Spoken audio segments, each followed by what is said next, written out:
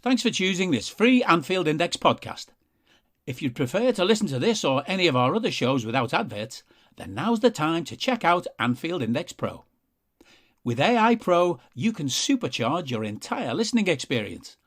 You'll not only get all of our podcasts without the ads, but you'll have them far faster with our quick publish feature available exclusively for subscribers.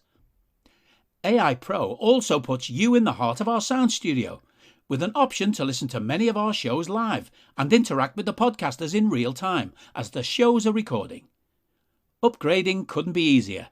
AI Pro is available on all popular podcast platforms, and we have our own apps for Apple and Android.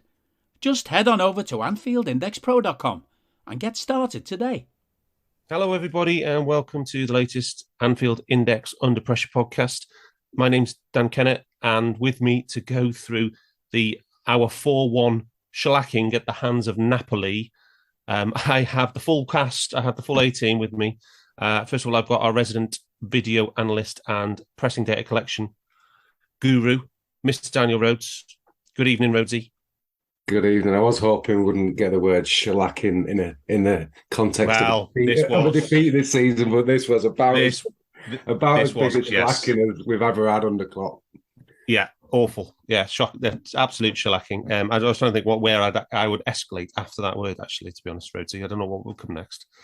Bournemouth got an equivalent shellacking, but I think this was worse. Yeah. So we do have our sports science dynamic duo. First of all, I've got our most qualified sports scientist, head of data science at Middlesex University, Dr. Phil Barter. How are you doing? You all right? I'd probably go with embarrassing rather than shellacking. Yeah. As in, shellacking is like getting beat at City 5-0, wasn't it, or for whatever it was. Well, it's just a comprehensive unequivocal thrashing. Embarrassment. Yeah. But no, I agree with you. Yeah. What's below? Omni shambles. Oh, that's good. I like that. Omni shambles. Yeah. I think I got that from one time when the many times where we lost 5-0 in the Ashes in Australia, and their headline was Pomni Shambles, which I thought was quite nice. That's good. Right. And finally, I do have our most practiced sports scientist. He's had more football clubs than Tiger Woods. It's Mr. Simon Brundish, even Si. Hey, boys. How you doing? Good. The Yankees are winning. Excellent. How are the Jets getting on? Absolutely omnishambles. Omnishambles. But that's like every Jet season, though, isn't it? Yeah, exactly. What happened to the NFL? Supposed to create an equilibrium, and then the bad teams then at some point become quite good again. Why did the Jets buck this trend? There are two teams it happens to. They're awful. We had 3 years where we made the playoffs like 15 years ago. And then for the last, I think, 11 years, nowhere close. Just absolutely hammered all the time. Injury. It's like watching Liverpool. Oh, brutal. Right. But we do have to talk about Napoli 4, Liverpool 1. So we got we can focus fully. We got no other match to talk about, Rhodesy. We can just focus fully on this one. How do you feel about that? I wish it was a double header and we're coming into it in the league. Right. But further ado, then let's talk about those lineups and game plans. And Barts, I'm going to come to you in a minute for Napoli. But Si, let's talk about Liverpool lineup and game plan. That's it. We're at about as good as we could possibly get, I think, for this game. Apart from there was the conversation around Milner, or do we bring in one of the returning subs, or do we start the new boy? And he went Milner, and I can't say I understand how and why, given supposedly some of the subs we've had this season that have occurred through form. Milner has been the other type of shambles this season. What's a repeated shambles instead of a one-time? Well, I think about that. Is that not insanity? Doing the same thing over and over again, expecting a different result? Yeah, there's definitely, but yeah, it's that he's in there for leadership or his legs or whatever. But it looked like he was going to be the weak link. We're starting games with a weak link that's easy to play through and target, and he very much fulfilled everybody's fears. I was kind of excited to see the front three though. Didn't work out. It didn't work out. But Napoli, I mean, you're still kind of doing the opposition analysis, aren't you, and stuff preview. Maybe not you're doing your big previews pods into the UP group yet, but based on what you looked into about Napoli, was this what you were expecting from them? Yeah, they won at the weekend. They beat Lazio. I think it was 2-1. And their form was very good in Serie A at the moment. They changed out their left back for Oliveira, came out left back, so Mari Roos dropped out. This is really going to test your pronunciation skills. It is, I know. That's why I'm coming to you on this. So tell me about their left winger. During the pressing collection. Is it Policio? Politano, that's the right winger. Tell me about the left winger, please, Barts. The left winger, no, they only changed out. They dropped out the 9 and brought 11 in. Kvaratskhelia. Kvaratskhelia, no, I'm not having any of that for that. They dropped out their 11 from the last game and brought in the other guy, Politano. So 2 changes for Lazio. Interestingly, they rotated the midfield. 99 for them, which is Anguissa normally plays the 6 on his own with 20 and 68, the other 2 lads in a sort of advanced 8s, but for this game they rotated round and played the 68, who is Lobokov next to. Yeah, he was pretty tidy, I thought. Yeah. So they played a double pivot with 1 in front, which was which sort of led into their game plan, which you alluded to earlier. Yeah. I mean, Zielinski used to be an 8, I thought, but no, he was very much a 10 in this game, wasn't he? And then they had a Simeon up front, and he was tasty, wasn't he? He was very good. I think you scouted him for the committee pods. I mean, he did, but he was like I think the Mo said he was something like 82 million or something, or 80 million. Oh, is he? Ridiculous. Yeah. He's a good player. And the pre-match hype was all about Kvaratskhelia, or Kvaradona, apparently he's been called this season in Serie A. And it failed to say, he lived up to it, didn't he? Oh, he did. I mean, we'll come on to the goals as we go through it, but there's a couple of moments of sheer brilliance where I know we weren't playing well, but he literally dinks it over our players and skins them for fun. His ball control in tight areas and ability to do it at pace, I thought was exceptional. He was outstanding. But I think he was on 8 million quid from somewhere in Kazakhstan or something, I think.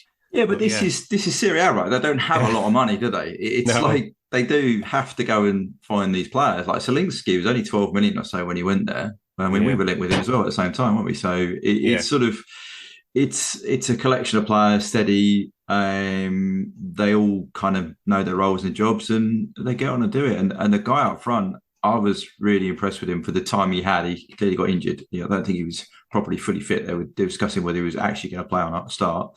So but no, the left winger was it was phenomenal to watch. If you can sit there and watch an opposition player play football while you're getting a shellacking, it is probably one to it was probably one to look at, right? Yeah, I think so.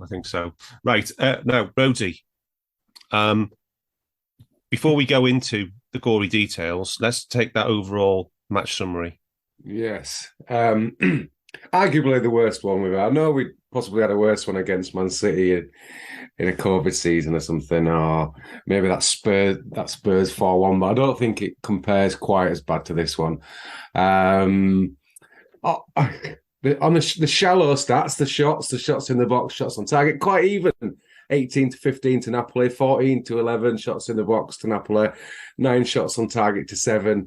But I don't think we'll ever see this again. We conceded 9 big chances. 2 of those were pens. The non-penalty XG without, obviously, the pens is 3.1 to 1.2, but that would be 4.6 if you do include the 2 pens, one of which, of course, they missed. The shot quality for them was and 17% per shot over 18 shots, which is scandalous. As we had, again, one big chance out of 15, another problem. We're now, this season, it gets worse. This season, we are now at a minus big chance difference. Are we really? 2.43 big chances to 2.86. Obviously, nine's a big difference, but to be minus 0.43 is a big chance difference. We haven't ever been like that on the Cup over a period of 7 games. Lots to worry about. The non-penalty XG difference is now only 0.76. That's on its way down. And it's just the shot quality, Dan. We're having 19 shots. We're having 15 shots in the box every game. That's okay. That's decent. But we've had one big chance in about 4 games out of 7. Our shot quality, apart from 2 games, is at 0.07. We've had one at 20 and one at 19. So, yeah. What did you say it was in this game? In this game for us, it was 0.08, which is about our record for the season. Yeah. And yeah, I mean, it's just a shame we haven't got the data about opposition bodies, because I think it's the story of the season personally is that, it's just about opposition teams defending deep and they've always got bodies there, which helps them block these shots and stuff. It does. But it's much harder to create big chances when you've got to play through 6, 7, 8 players, sometimes 10. It's a shame we don't have access to that kind of numbers, but there you go. Yeah. Right. Anything else, Rhodesy? Before what about the touches in the box? Was that another one that favoured us? No, I couldn't access that unless anybody else could. I couldn't find it on Footmob or SofaScore. Yeah, I got it. Go on, then. You get it? Let me get it up because this is not my page. I usually just listen to you. Let me zoom down to this game. We had 45 touches in the box. Again. Yeah, that's a good number. It is a good number, but what does it mean when you're slow, ponderous? And, standing in the box. Yeah, it's not a rapid movement. Yeah. Occasionally, you have a brilliant bit of Diaz. Has touch, cuts inside, and his shot happens to not touch anybody. But most of the time, if you're shooting into people, you might end up with 3 touches in the box because the ball rebounds, and then somebody else picks it up, and then it's not good process, is it? No, it's not. I agree with you. It's not. Dan, just to highlight what we just said about sitting off. I know we don't like F briefs pressures, but Napoli's were 47 defensive third, 45 in middle third, and only 8% in the attacking third. So that, I think that suggests that they did sit off and only engage us in the mid, the mid third, if you like, and particularly in their own defensive third. Yeah, I mean, one we always have to point people to mark our stats. At Mark Statsbot on Twitter, because his post-match reports on the data are amazing. And the passing network he included on this one was for the first 40 minutes only, and Napoli's was so deep. There was like 6 people in their own defensive third, but they created all this danger on the back of it, and it's just crazy. And you look at the difference between. It's like, Si, did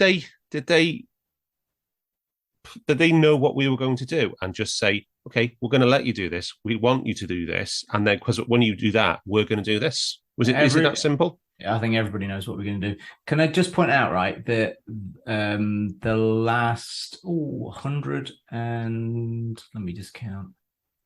55. Right. So I count as we're talking numbers.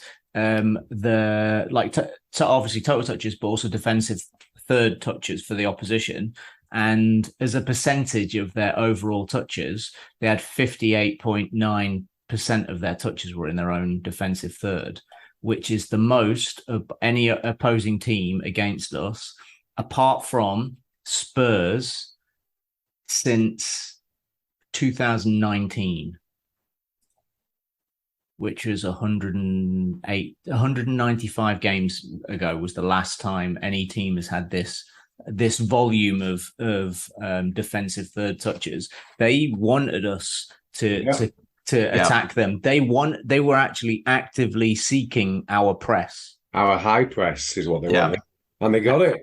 Exactly. This is a remarkable turnaround in tactics. Nobody wants us to press. In 5-6 years, it's been the terror. It's been the thing that teams hated about us because we were horrible to play against. Now teams are actively seeking our supposed strength. Yeah, because they probably see it as a weakness, right? Because they know we're not doing it. But it's very obviously a weakness, isn't it? Yeah, that's what I'm saying. So now they set up, and I think Napoli did a similar setup to we've chatted a lot of times this season. They had quick runners to go with a direct ball from midfield as soon as they want it. They were leaving 3 high. There were 17 occasions in this game where their left winger was unmarked. It's impossible to say without tracking data, but on the TV there were I counted them, 17 occasions where he had more than 10 meters of space. Yeah. Between on his own without a Liverpool defender near him while they were in possession in the defensive third. So the fact that they didn't play him didn't play him in on 12 of those occasions, we were kind of lucky. They were playing for this, dragging us in and hoping to play around us, which they did, and then slip in the ball against our high line. Or really just knock the ball over the top. I think we get a little bit too much into the high line thing. They were just playing straight around us and right through our midfield. Yeah, and the ball wasn't even clever. It's just a vertical ball, isn't it? It's not hard. Yeah. When you've got no pressure on the ball, an elite Champions League level player can put it in the right area. They're really good on the ball midfield players, in possession midfield players. Anguissa's really press resistant. You talked about him on a transfer pod maybe 2 seasons ago, Darth? Yeah, Dave loves him. Yeah, he's brilliant. And we're like, people don't talk about him in England because he played for Fulham or whatever. But like, he's a beast. I think he was Fulham's record signing, wasn't he? Yeah, such a good technical player and huge. He looked like peak Fab on Wednesday night. Yeah, Fab didn't look like peak Fab. No. Right, so we are going to go and talk through most of those 9 big chances happened in the first half. Was it 7 of them, Rob? Was he in the first half? 7 in the first half and then 2 in the same.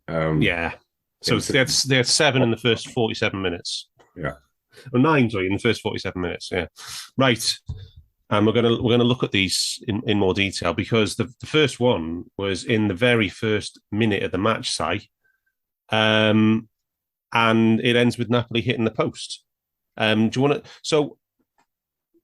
want to talk? Can we all talk too about the situations that allowed this to happen?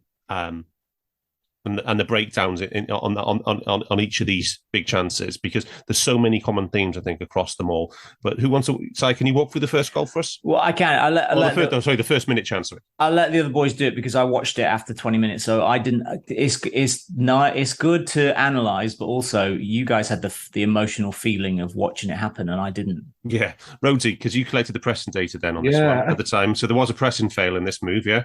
Yeah, it's all linked as well, isn't it? This is a Diaz failed press, and then what we just said then is just a floated through ball over the top. Osimhen just runs off the back of Gomez, and it goes around Alisson, but the angle's too tight. I'm not sure about this as a big chance, but it is an open goal, I guess, and he hits the post. But yeah, came from a failed press first minute, and boy, would it continue, because what was the 5?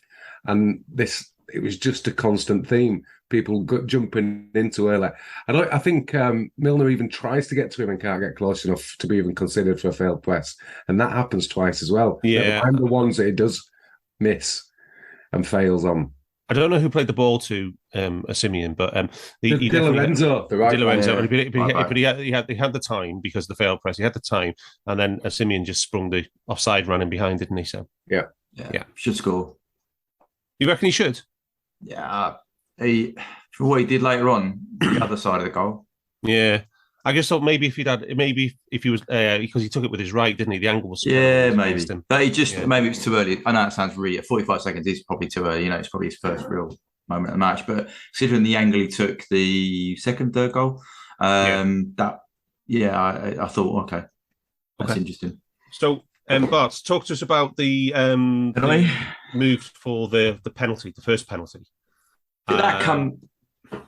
I think we're not on the tack, and we give the ball away on the right hand side, and then they spring down.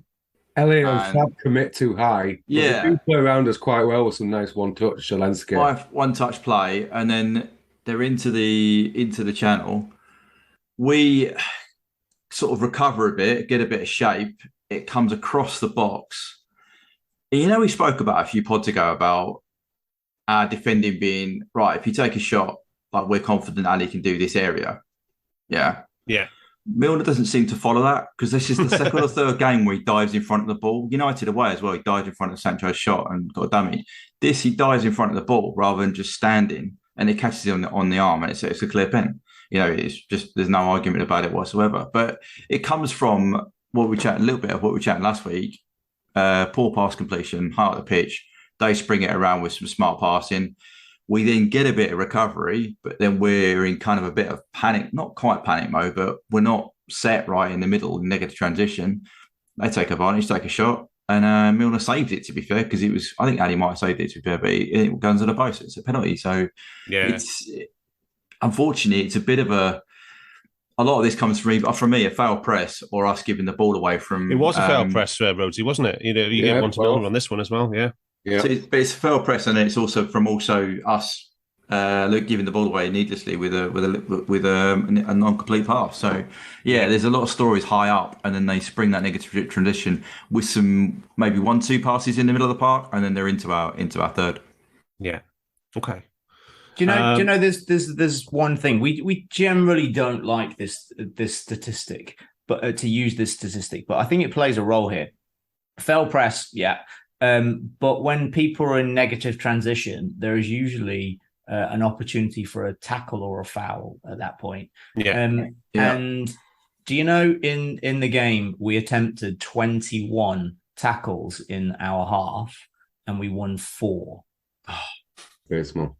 And 2 of those were by attackers. Yeah. So midfield 3. Trent's only win. A tackle was in the 27th second, and he failed in 4 other attempts at tackles. But this is not just about Trent. All of the back 4 were shocking. All of the midfield were shocking. 4 of 21 tackles. Yeah. Right, let's talk about the second penalty, which is the next big chance here. No fail press involved in this one, but yet again, carrying on from the theme of last week's show, Rhodesy, where we talked about trying to quantify Van Dijk's vulnerability or relative vulnerability this season. Yet another instance of it. Again, I think this is what I was saying about Milner not even getting close enough. Once Salah goes to press higher up, Milner doesn't get close enough to be considered for one, and then Fabinho allows Anguissa to play a great through ball. And that's him, and just runs off the back of him, runs off. And the thing is, right, the most worrying thing for me though was that the way that in Carragher's post-match analysis, when he talks about dropping on the half for this goal, Van Dijk did all of those things. He dropped slightly, and he still couldn't get up with Simeon. He still did him for pace. Yeah. And that was the most worrying thing of all, because he defended it well. He gave himself the best opportunity, but he just couldn't beat him. He couldn't, and he fouls him. Clear foul as well. I don't even think he's clips his heels, isn't he? But I think he stands on the top of his foot. On his foot. Yeah. But Milner starts off in the right back zone, right, and he gives the ball away. Right, do you know what I mean? It's, if you look at going back a few phases, Milner's out of position. He then doesn't get back into position exactly where the ball's played through. Because Fab has to, do you know what I mean? It's all a consequence of somebody not doing their job in the role. So therefore, there is a space. They play the ball through, and BVD does do all the shot stuff he's supposed to do, and still clips him, and they get a penalty. But it's people not doing their job, which is what we've kind of said repeatedly. They're out of position. So then the basics for the rebound after the missed pen, Dan. There's another big chance. Di Lorenzo skies it. 41% chance from that penalty. It's a huge chance. It's their player gets to the ball first again. Yeah. Does that go down as a second chance? Second big chance. It's the fourth big chance in 18 minutes.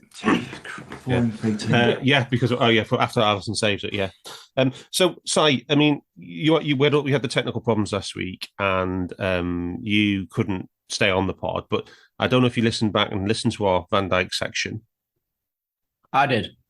You did. Did you have anything to add to that we'd missed? Do you think we did it enough justice? Because I know you think, it's a really important one in our relative poor performance, isn't it? He's such a big player for us. He is. I think he's the key to all of it. He is the one that elicits fear, and it's an intangible. It's one of those things we can't quantify, but it's very real. One of the things you can quantify, leads into the next big chance, and we talked about whether he has lost a bit of speed. He is not sharp on the turn. What is it that he is doing differently? And I was worried about him losing a bit of speed, but he recovered he covered the highest top speed. He recorded the highest top speed in this game, defending the next big chance, because, like Barts was saying, people are out of position. He was out of position for the next big chance, but he came from nowhere, caught up from being 10 meters behind to getting on the line. He tried to block the right passing lane, and the ball went behind. So he carried on and got onto the line and did an amazing save. It was his one great bit of defending in this game, but that sprint pissed me off even more. So yeah, I was going to say then. So if he achieved the highest top speed in the match, why couldn't he beat a Simeon in the foot race? Was it because they were jostling as well? A little bit. There's timing in that when you're going together at the same rate. So like one person's looking at the ball more than the other. If you get nudged mid stride, it can slow down. All of those things. I've no issue with that. I have great deal of issue with him being caught slightly out of position and not running back as hard as he can to cover space. And that's happened repeatedly. It happened 4 times in this game. Yeah. And he showed in that moment, covering the 5th big chance, that he absolutely can if he can be asked. He should have done better on the other 2. And I think there's a theme of our season is that there's a lot of running back towards our own goal by a lot of players, and not very much of it is at full pelt and at full intensity, as I think you alluded to a couple of weeks ago, Si. Okay, so let's talk about the Kvaratskhelia block on the line from Verge. Rhodesy, you've given another failed press leading to a shot in this one, this time from Milner again. Yeah. It was lovely. and then the strength of Gomez, who kind of gets rolled, a little bit of luck. But Osimhen just cuts it back to Kvaratskhelia, who should score. Should score, but like you say, Van Dijk's covered it brilliantly. I don't think when you look at it, when they freeze on BT, when you were from Kvaratskhelia about to shoot, VVD's not actually in the shot, so you probably don't even see him. But yeah, so it was a let off, wasn't it, Rosie? Because it could have easily been at that point 3-0 before they'd actually scored their second. 3-0, the 5th big chance. all of them could have been 4. Yeah, actually, it could have been 4. Because it's opening 45, 2 pens on that one. Yeah. Okay. And then we do need the second goal, which was the source of a million internet memes. Because it was pretty grim. It starts with our first shot on target, doesn't it? We break it on a corner, and Mo hits it on target, and they clear. So we're outfield attacking, basically. This is classic negative transition. We've actually hit the target. They break down, and second phase, they clear into space. Joe gets nudged off the ball. And then it's just it gets pulled back. And this is the meme on that's been all over the internet. 4 players watch that ball be pulled back, and a 1-2 play with another runner, and they don't do anything.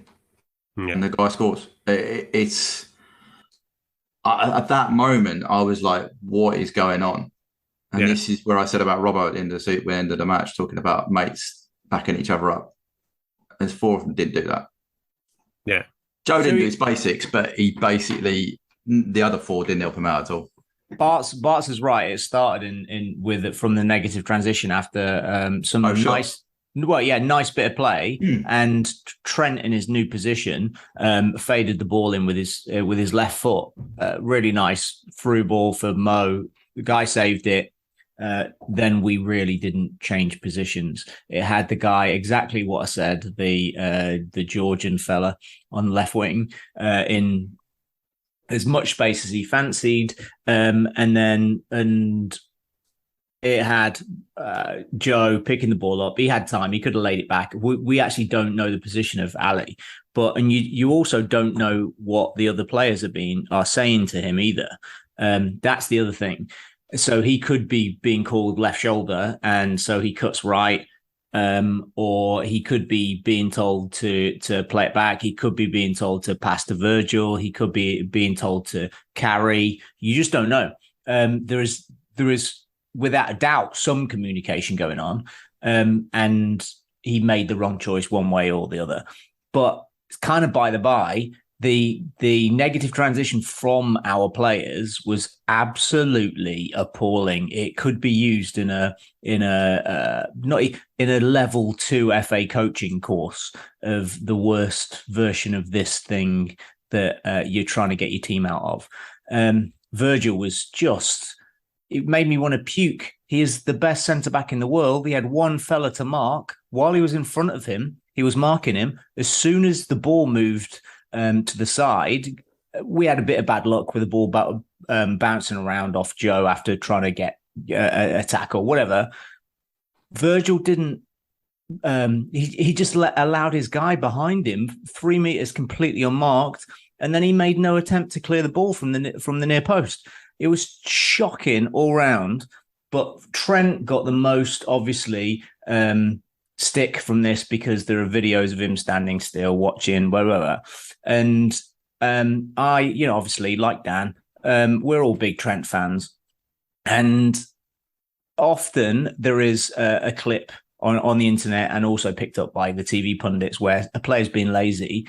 And often in those cases, that they're completely not indulging the context of he has made 4 sprints up and down the pitch in the last 2 minutes and he just can't breathe, which is a very common occurrence on a football pitch.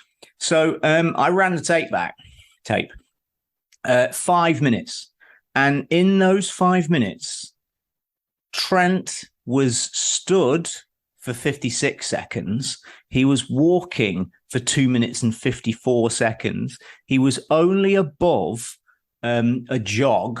So on your treadmill, if you put on your treadmill 7 kilometers an hour, he was only above that for 9 seconds in 5 minutes. Unequivocally, no excuse for him not running at all. He was pedestrian for the previous 5 minutes. His heart rate would have been 100, probably a little bit less at that point. It was appalling behavior. So there's a lot of we can talk about this. That I got it later on, but let's do it now quickly. Say we lost the running and the sprinting again. 7th consecutive match this season. Your tweet made it onto BT Sport in their post-match Champions League show with Jake. Did you really? Yeah. I put it in, didn't you see it? I put it in the CBS as well. It was on CBS as well. Yeah. So so we lost the running and the sprinting again. So the question is, can't sprint or won't sprint, or can't run or won't run? Where do you stand, Si? Well, the 2 instances that I've highlighted in this pod so far, Virgil proves that he can run and he is choosing not to. And without a shadow of a doubt, Trent can run more than he is. Though he recorded the highest total distance in this game, the total distance was a little bit more than Messi would cover in a match, because they were also goddamn lazy. So gone are the days of our, a lot of our players getting 11.5K, 12K in the game. Yeah. They're long. In 100, if you're basically walking for 100 minutes, you can do about 8.5 or 9 kilometers of walking easy. Mm-hmm. and he got 9.5 kilometers, and he was walking for a lot of that time. So the problem is that when we say if it's more of a choice that won't run, that usually hints at very substantial dressing room issues. Typically, that the manager has lost the dressing room and the players will no longer work for him. How close or otherwise do you think we are to that situation, Si? I think we've got a motivation issue for sure. I'm not saying for a second that Klopp's lost anything.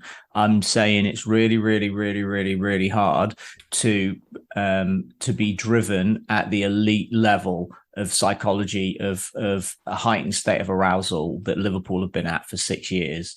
And I think a few of the lads are having trouble finding that state. Okay. You mean all the lads we've just recently given multi-year new contracts to and massive pay raises? Don't get me wrong. I don't think for a second it has anything to do with money. I think it's a really cheap shot from Graham Souness or any of the dickheads on Sky.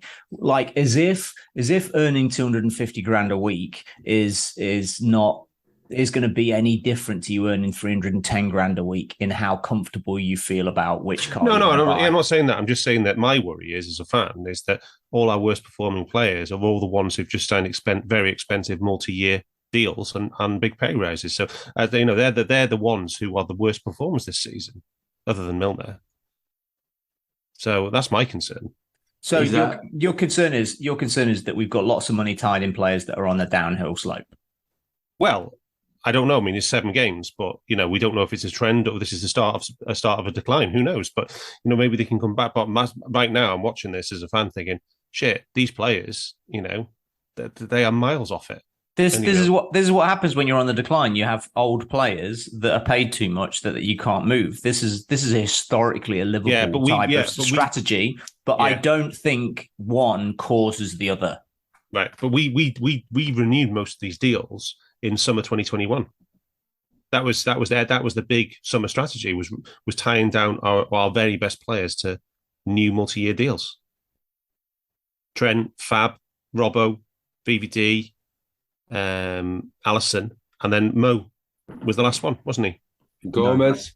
Hendo. Yeah, Gomez got a deal. I don't know if but Hendo, and obviously famously Hendo. Yeah. Yeah. My feeling is you're attaching too much value to the worth of the contract. No, only because I'm a fan concerned about the ability of the club to change direction, from this. But there you go. So anyway, I think Si said the stats there are showing that BBD can perform at a higher rate and Trent can perform at a higher rate. It's just about motivation, which to me is more pleasing. It's not great at the moment because you want your players to be motivated, but if you can find a way to remotivate them, then the performance level should come back up. But also, don't get me wrong. I don't think we aren't motivated. I think there's I'm not saying there's a huge difference between being not motivated and losing the ultimate elite edge. Yeah, exactly. Yeah, and then and I'm not saying. And also, some of it we don't know. I think there's something going on that maybe has taken the edge off it. They all used to be happy, not fighting against each other. I know that's really untangible, but we never used to see consecutive games them bailing each other out on the pitch. Yeah. So something for me is happening in the dressing room, whether that is players getting contracts that other players don't think they should do, or vice versa, or what's going on, because they all talk, right? And they all have little pockets in their mates and the rest of it. That happens in clubs. Well, we were very much when we're on the pitch, we're united and we do it. That is, for me, that's not happening. And that could be an intangible that has just taken that edge off the motivation. That it's not as fun anymore. But also as a player, and we've spoke about this as a team, Dan, as a weakest link. If your weakest link is Milner and he's conceding 5, right?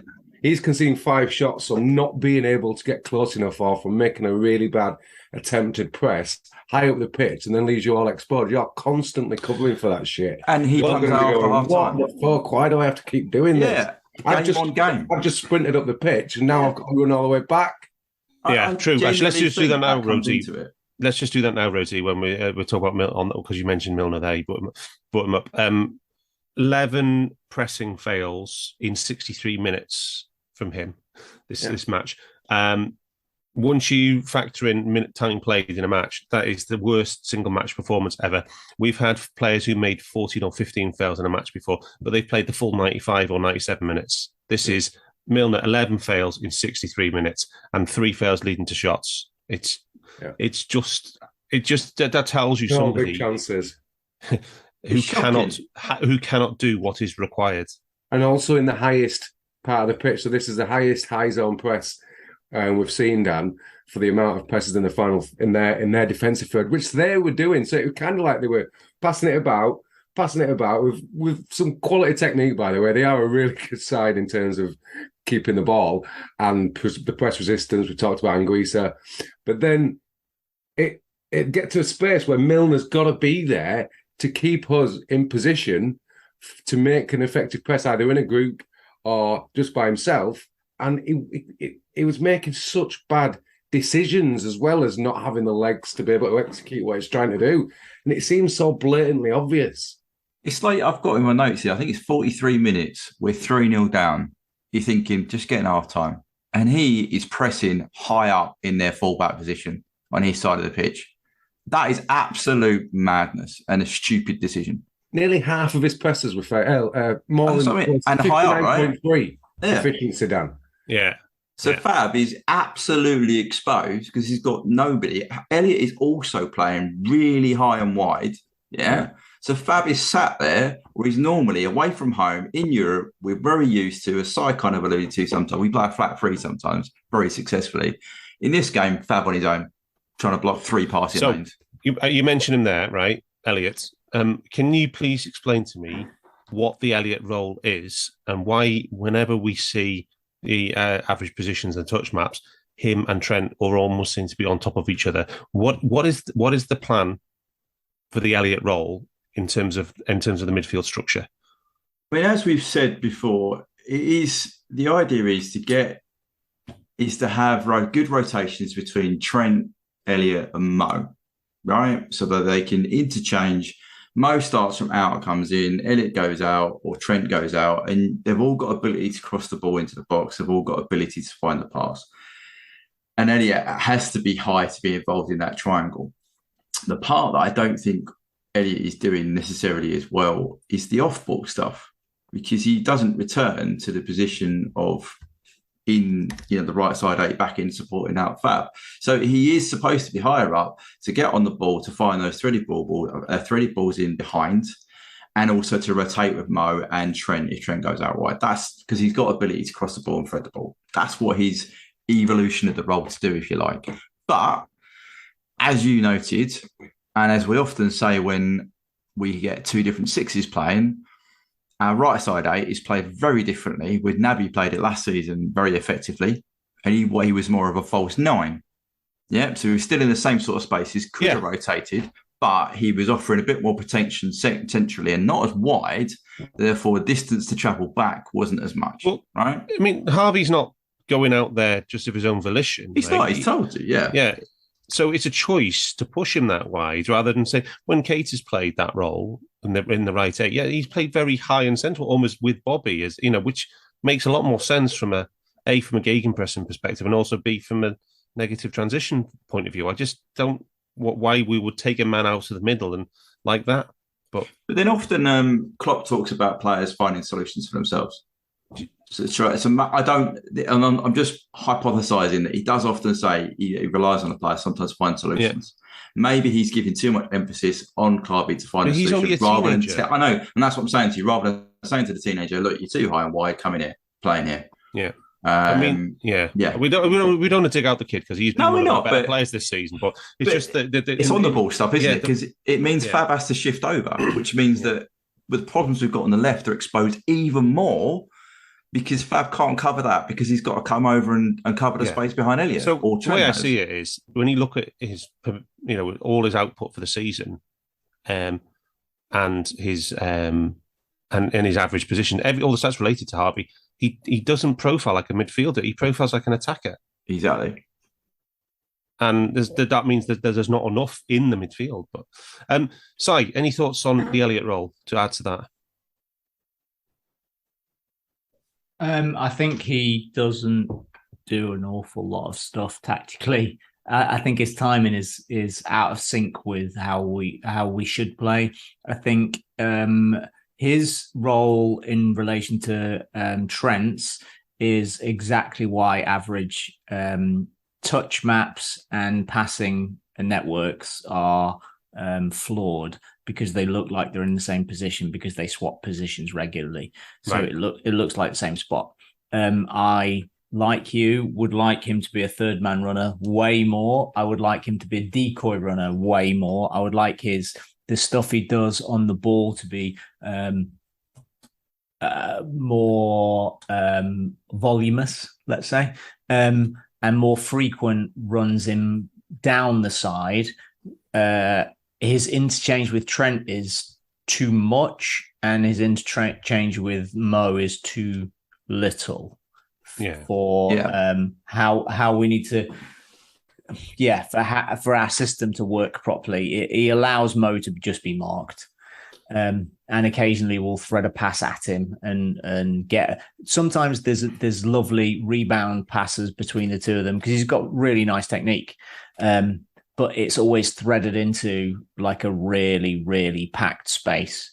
And he should use his mobility to create space instead of just relying on the pass. He reminds me of Shaqiri. Yeah, I was going to say, I agree with you. So I think he's a luxury at the moment that I don't think we can afford to have inside. Yeah, I remember you saying that with Shaq the whole time. He's not a midfielder. He's not a midfielder.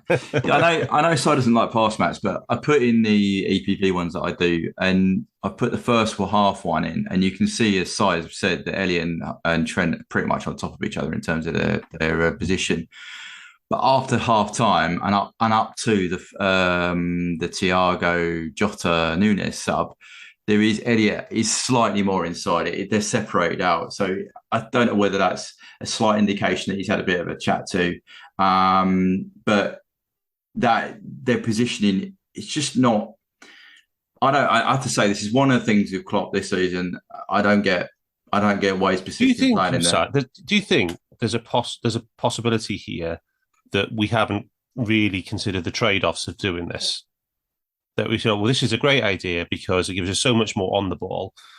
And our philosophy is always about imposing, because Klopp is such an attacking coach, about imposing ourselves on the opposition, that maybe we haven't properly evaluated the trade-offs of it, not, what that means.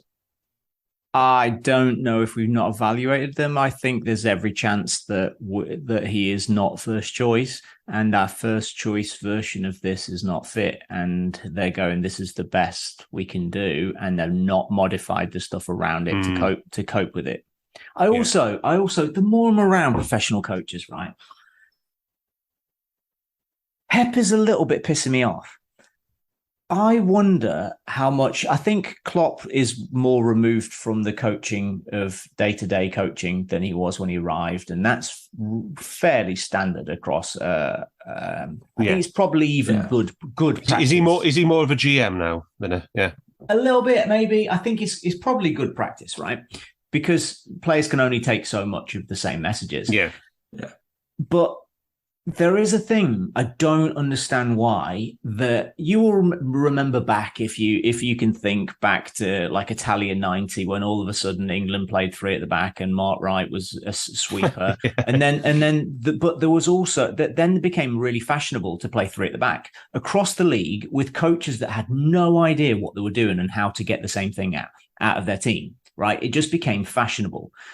And I'm wondering if, I see it all the time right across academy level, coming from first team level, and on UEFA A license coaching courses, that coaches are doing the thing Pep does with the midfielders, and they think they're really smart.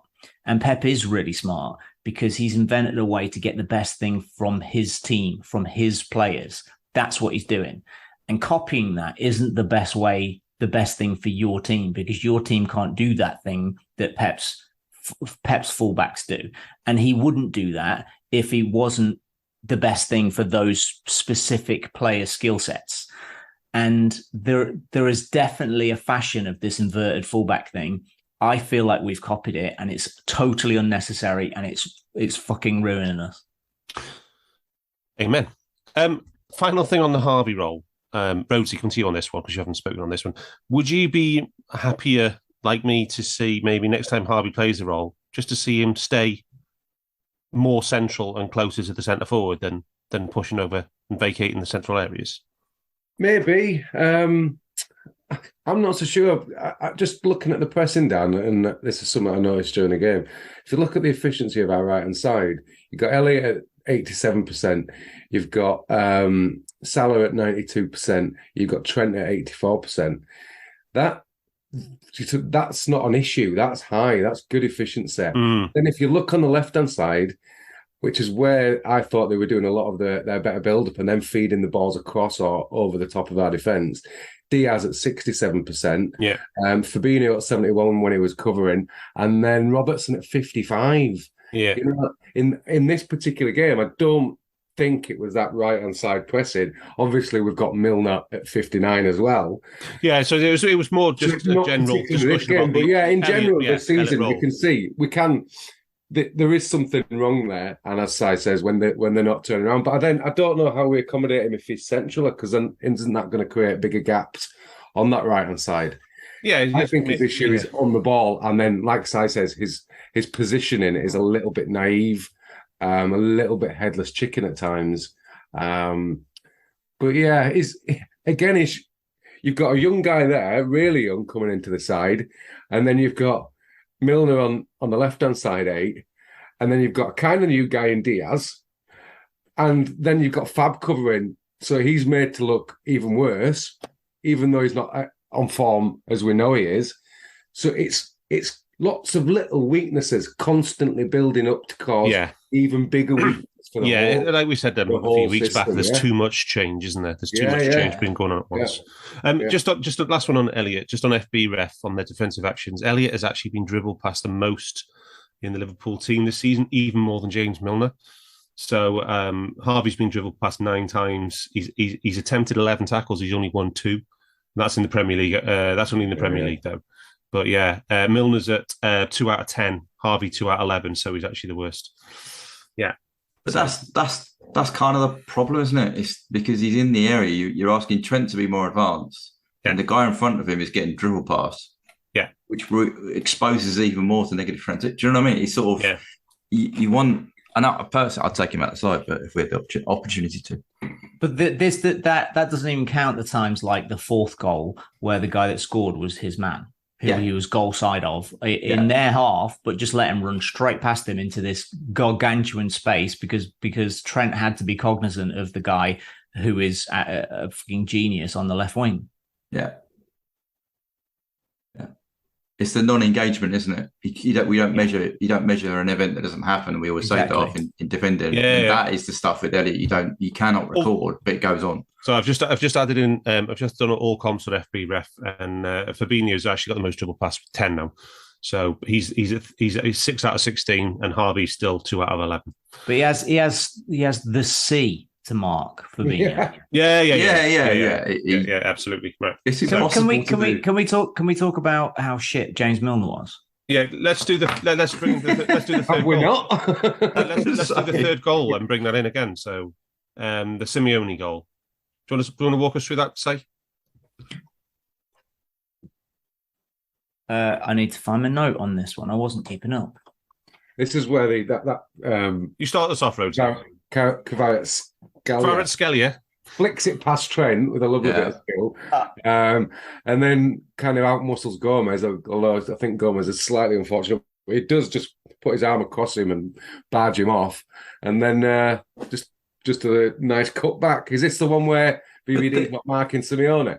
Yeah, but Diaz gives it away, doesn't he, on the left wing? And he goes straight through midfield. This is exactly what Si's just spoken about. It goes past Elliott, doesn't engage. Yeah, and then he doesn't help out Trent at all. Trent gets the guy scoops it over him, doesn't he, and just runs at him, and they both don't get it back, and then it's awful defending in the middle. I don't know how the guy ends up being unmarked in the middle, but yeah, it starts an attack on the left wing, and they switch it straight through our midfield, past one of our 8s and the other 8, and yeah, it's embarrassing. Oh, this is the mad skill from Anguissa, isn't it? Yeah.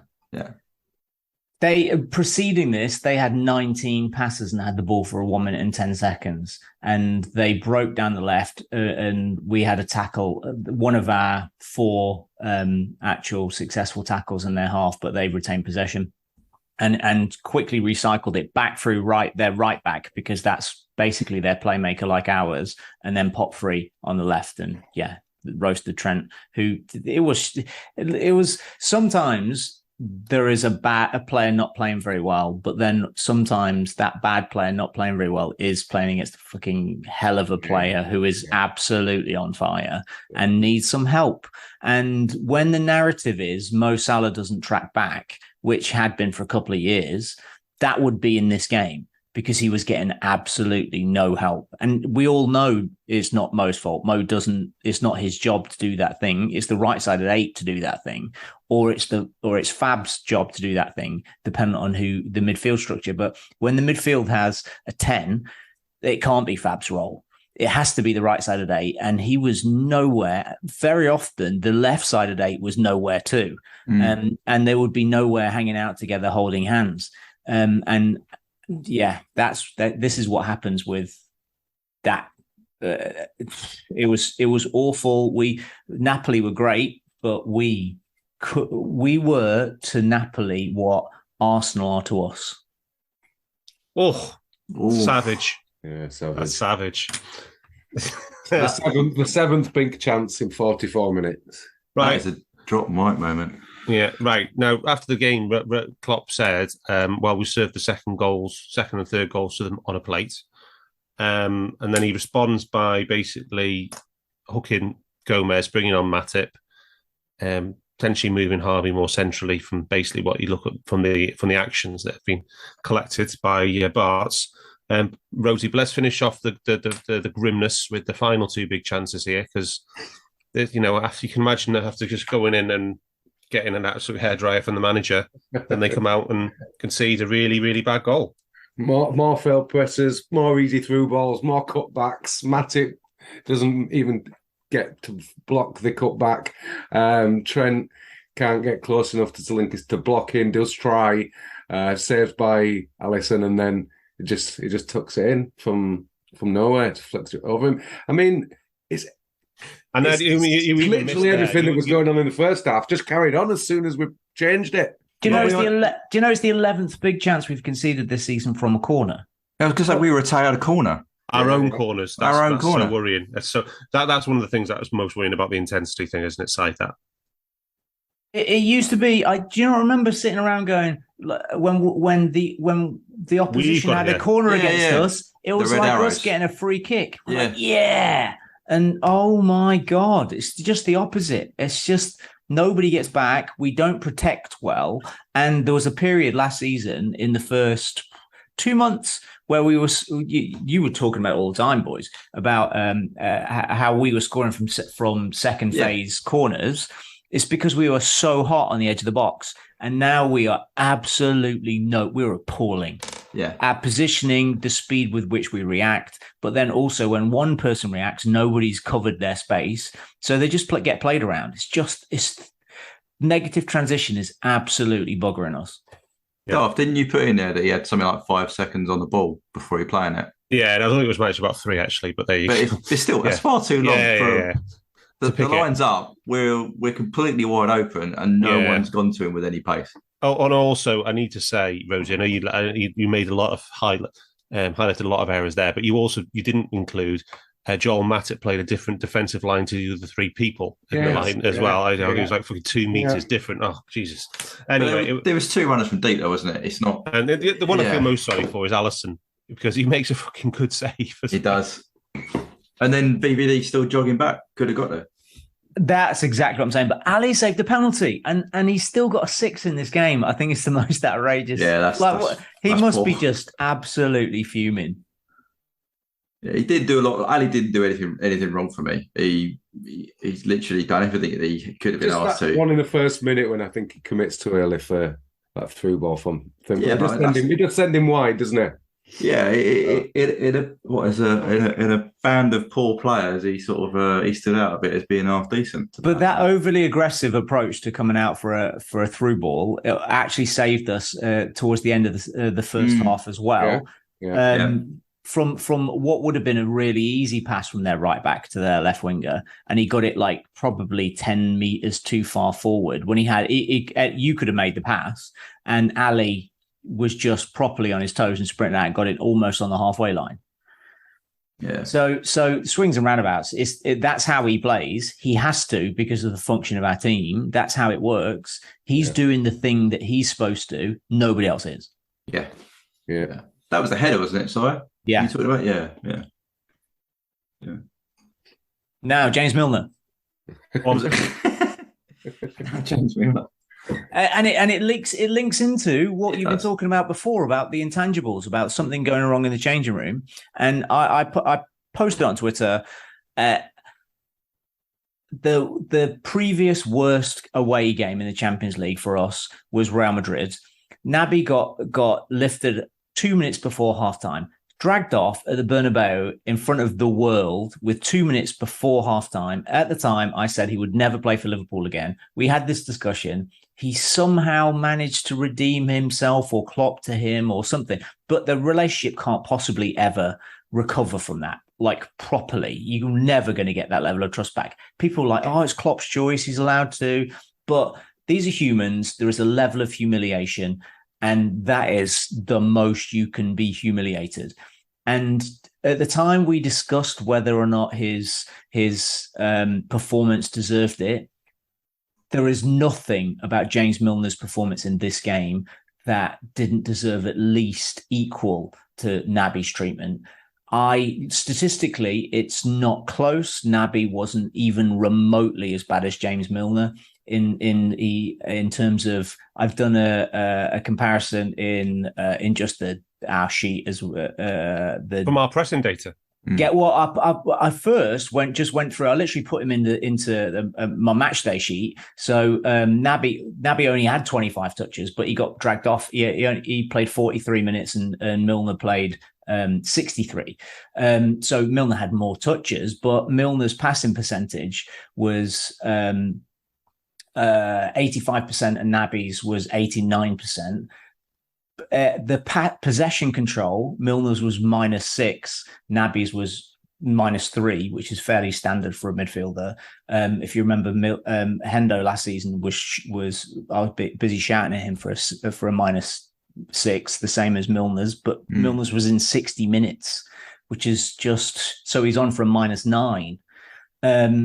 His ball retention, Naby's ball retention was 82%, Milner's was 81%. They like in possession, there was nothing in Milner's favor to stay on the pitch. And then if we look at our data or Darth's great work, that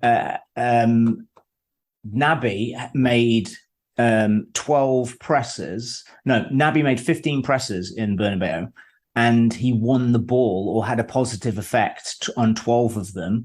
And he lost possession once and he had a negative, he got bypassed once. James Milner's, if you look at his pressing map, it's unbelievable. How much success did he have that, Darth? 59%.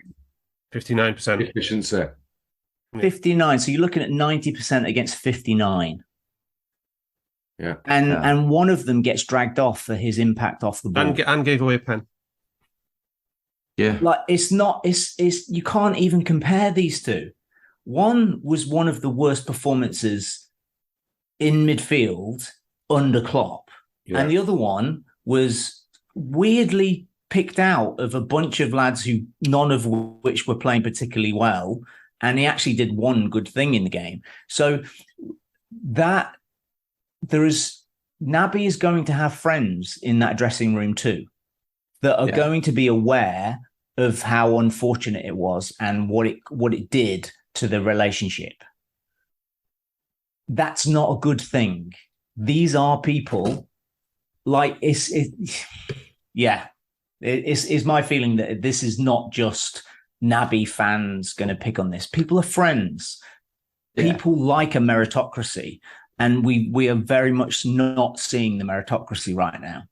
I completely agree. So that's for him to last half an hour was shocking. For him to come out after the half time was absolutely appalling. It's the stats you just showed there. And I genuinely think that's what's feeding into it.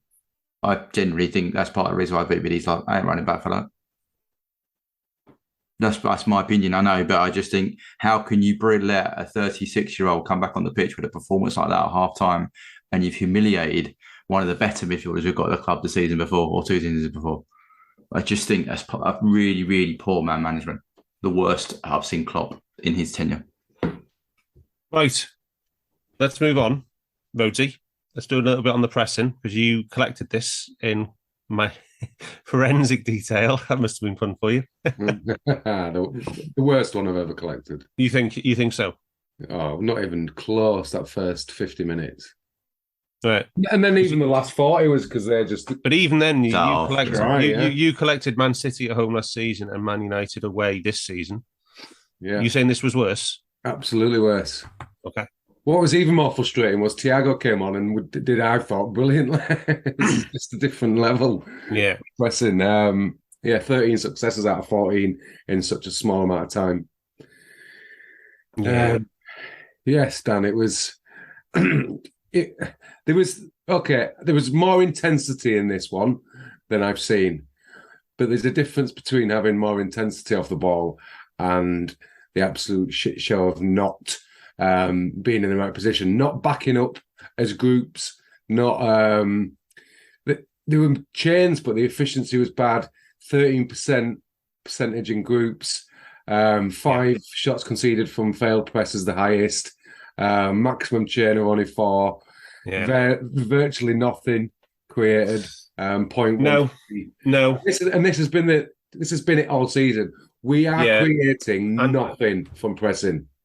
Yeah, and this is very similar to the start of last season, the September, October last season, where our production from the press was minimal, and what we conceded from the press, trying to play that normal way, it was too much, and the cost benefit just does not stack up. And we're at the same point again here as we were in October 2021. And I got some stuff on this in a minute, but just wanted to just say though on the intensity thing, we got the normal Papa chart and we got the heat maps and stuff.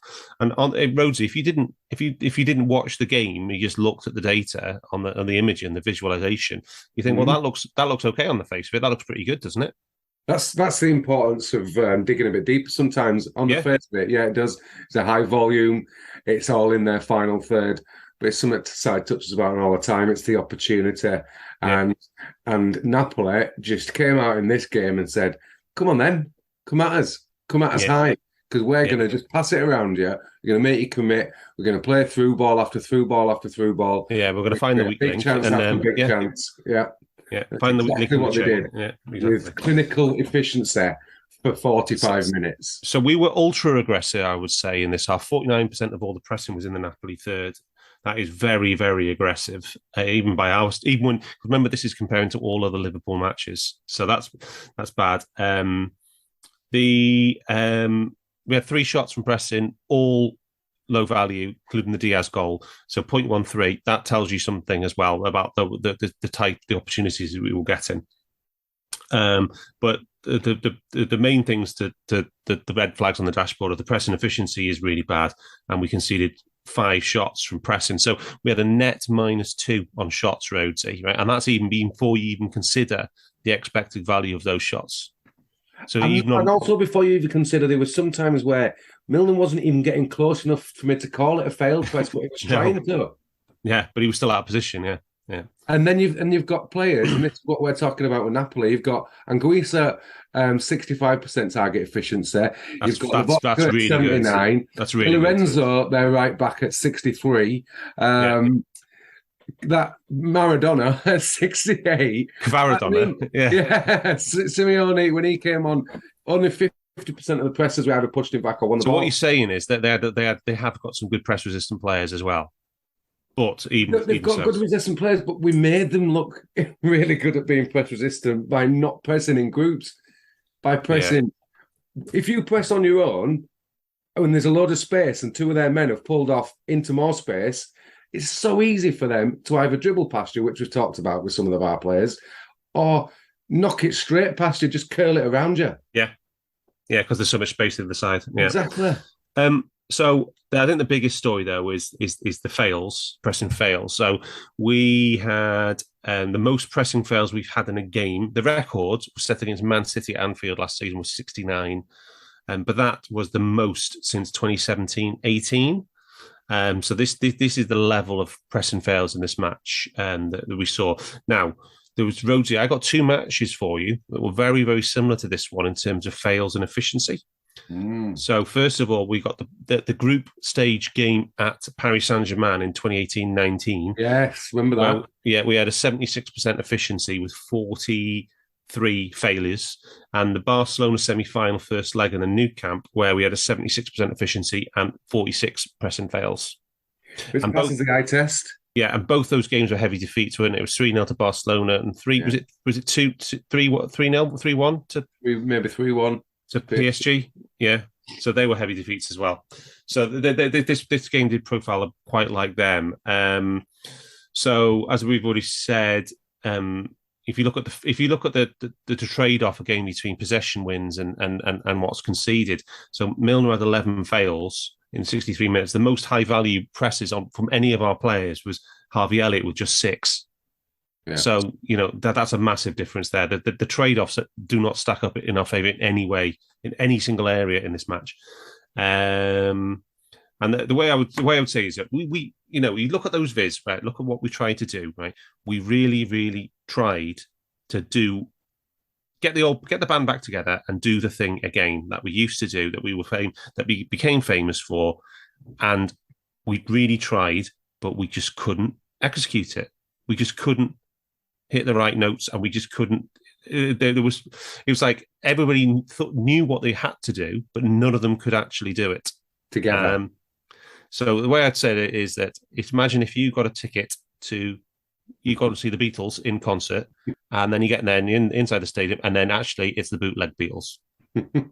This is what it is. This is Liverpool. It's an imitation, complete imitation. Yeah. This is Liverpool LFC imposter syndrome. This. Yeah. So anyway, debate we have to have, right? And I think we've already started it. Is okay. We can slag off Milner all we want, objectively as well as subjectively. How much does simply taking the weakest link of the team out improve a lot of the things that went wrong?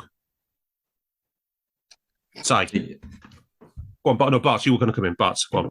I was just going to say, I think we've touched on a couple of intangibles, so let's just stick to the tangibles.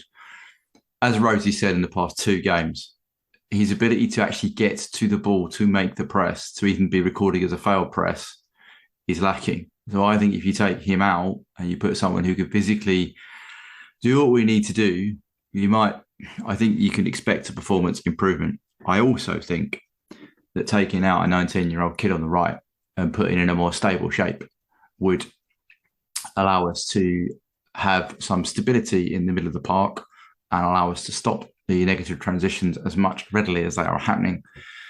And even if we just go through a period of the old Brexit midfield, whatever you want to call it, just being stable, not allowing the passing to go through our midfield, not being caught on negative transition, which will still give us a foothold if you play Thiago. I mean, I chucked in the map, the last from when both subs were coming on, Arthur and Thiago, and the lines to the front players are more direct than they were the rest of the game.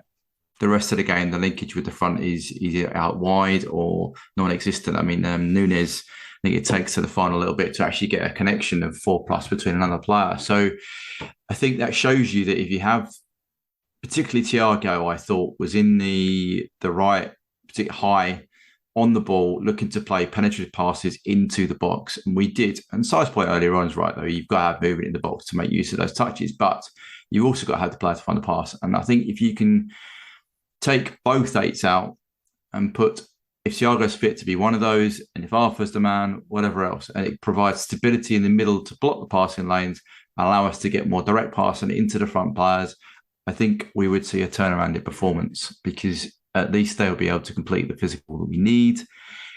The intangibles might help as well, because you wouldn't see said player in there annoying players behind him. Si.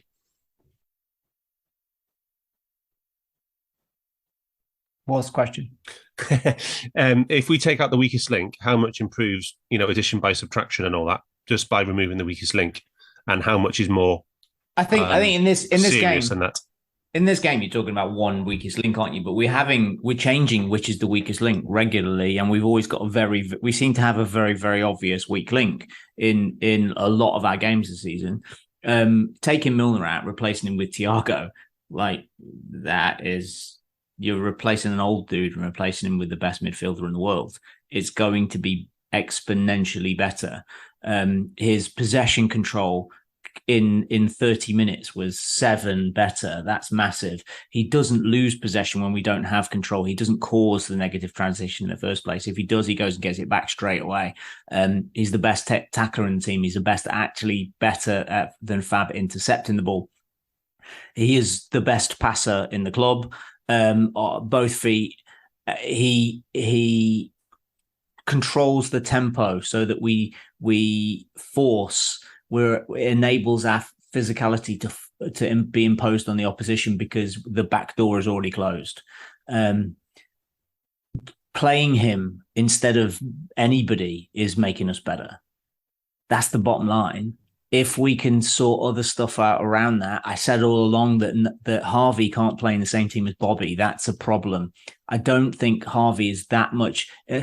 Harvey's problem goes down if he's playing in the same team as Darwin, because we don't need him to get beyond the back line. He has got more space in midfield. When Bobby's playing, they're on each other's toes at the same time as Trent is flooding in there as well, which is driving me crazy. But Darwin gives a different target for Trent. Trent sees him and wants to ping balls to him early, so he's not going and condensing the middle of the pitch. So we can get used to, when we're in attack, we fan out. When we've lost the ball, we compress.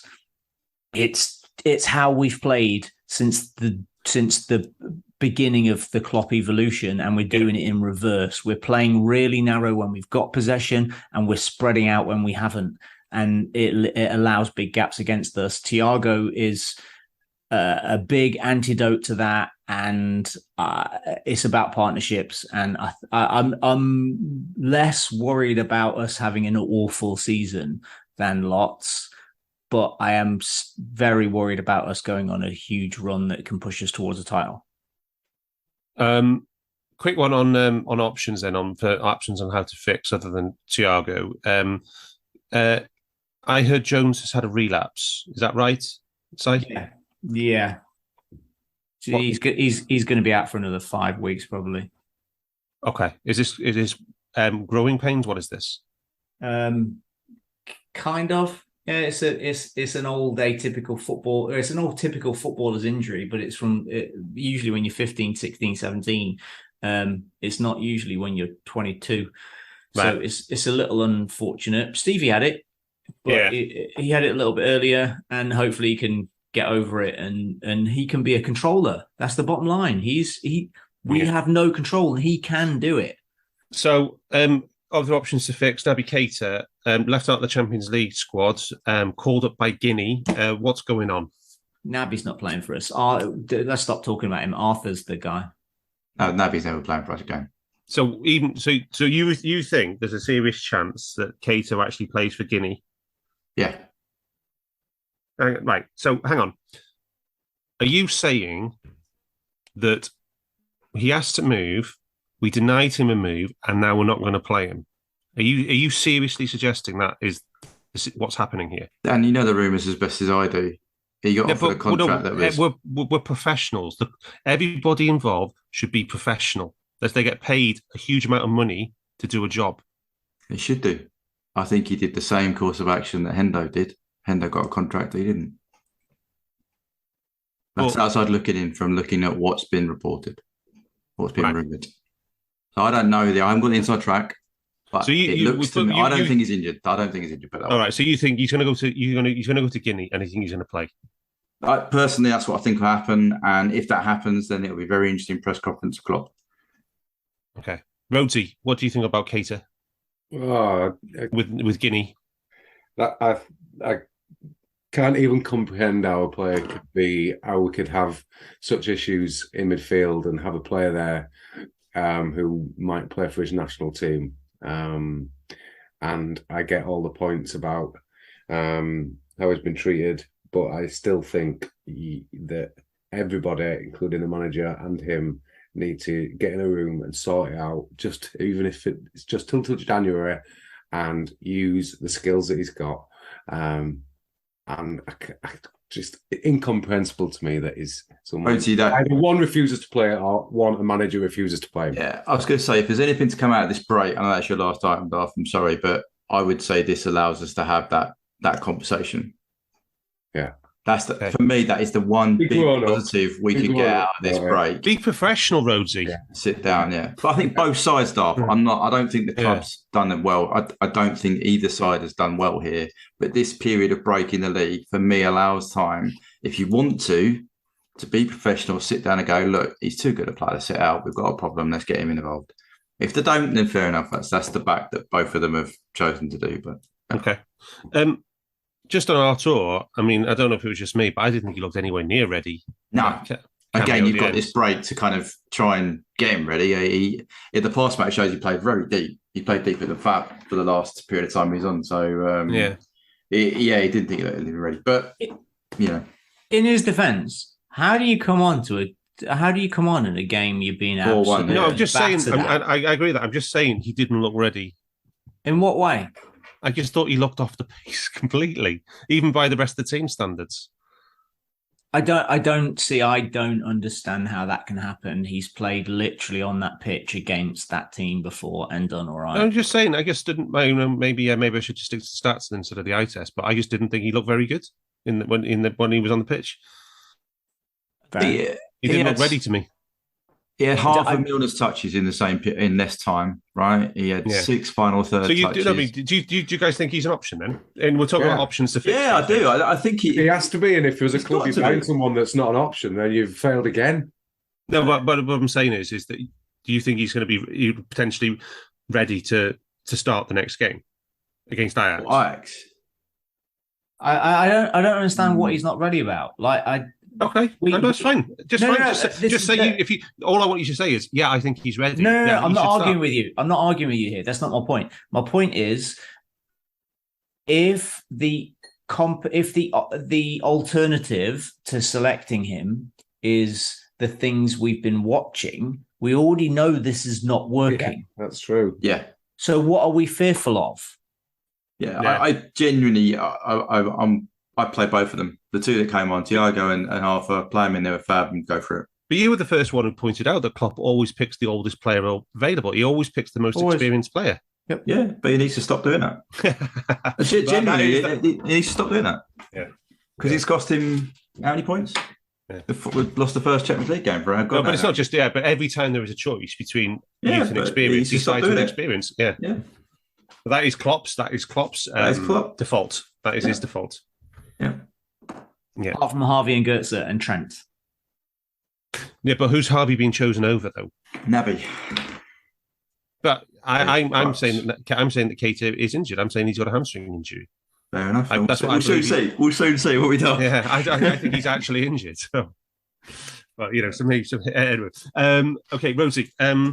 We talked about a lot at this time last year about a horrendous run of form. Every week we're talking about the press wasn't working, the chain was broken, we were so vulnerable.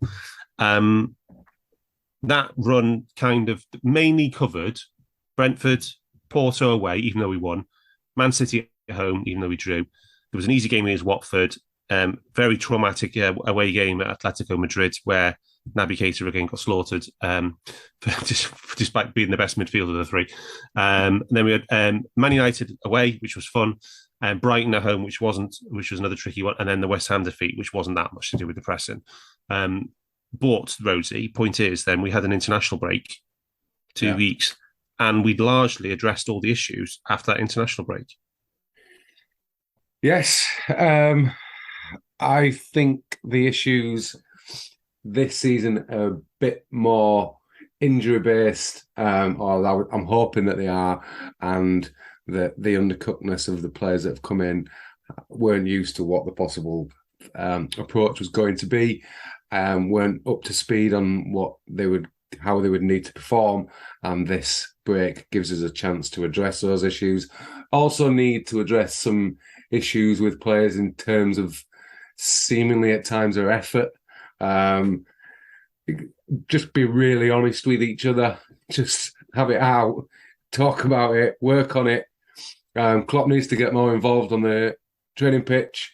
If he's not seeing it change, Pep's telling him, "Oh yeah, they're looking good on the training pitch," but then it's not happening in games. Just everyone needs to come together again and show that there is chance for us to turn it around. I do think it would be huge to get the players back that Si mentioned. I would give Arthur a run, particularly in the Champions League. But yeah, it's going to be a huge eye-opener to see how we perform in the games after this break. Fingers crossed we get it back. So, Si, last final word to you. It's highly likely that the Chelsea game is going to be postponed, rescheduled. So that means the Ajax game is on Tuesday is the only game we have until the 1st of October. So, how is this? Is this good? Is it bad? What do you think? I think it has to be good. Traditionally, it's been bad, but Klopp can't whinge about game time if he's got all of this planning time. So get on with it and prove what a goddamn. So what good things could happen with this unexpected period then? What good things could come of it? Well, you get full time on the pitch to rehearse and practice positioning, shape, and timing. Yeah. I guess we might be able to get some more injured players back as well. I don't think we plan to get more injured players back in this time, but yeah, and we're not going to get more injured players. But bear in mind, 71 games missed in the first 8 games of the season. Yeah. What do you think? There's anything that can be done to fix the intensity issues, or do you think that's mostly mental? Honestly, we're all just guessing. I don't think it's physical. Okay. I don't think this drop, like to this extent, can be physical. Yeah, the lot of it is choice. Choice. It has to be choice, either player choice or coach choice. I think there is absolutely a case for a physical drop off of 5% from fatigue basis, but this is not 5%. No, we're looking 15 and 20% difference. Yeah. Okay. Thank you, Barts. Thank you, Rhodesy. Thank you, Si. We will be back. Our assumption is the Chelsea game is going to be postponed. We will be back on Friday, this coming Friday, the 16th or the 15th? Friday the 16th to do the Ajax pod. If the Chelsea game is back on, we will be recording next Monday, the 19th. But until then, up the Reds. We hope you enjoyed listening to this Anfield Index show. Please be sure to subscribe to our channel so future podcasts find their way to your device automatically. There's nothing quite like fan engagement, and we'd love to know what you think of anything discussed on this show. The best way to get in touch is over on our free Discord community, where both podcasters and listeners debate the hottest LFC topics 24/7. Sign up free now at AnfieldIndex.com/Discord. You won't regret it. You can also follow us on Twitter at Anfield Index and find us on Facebook by searching for Anfield Index. Oh, and before you go, we'd love it if you could leave us a 5-star review on your favourite podcast app. It only takes a couple of seconds, and it means the world to the people who create these free shows.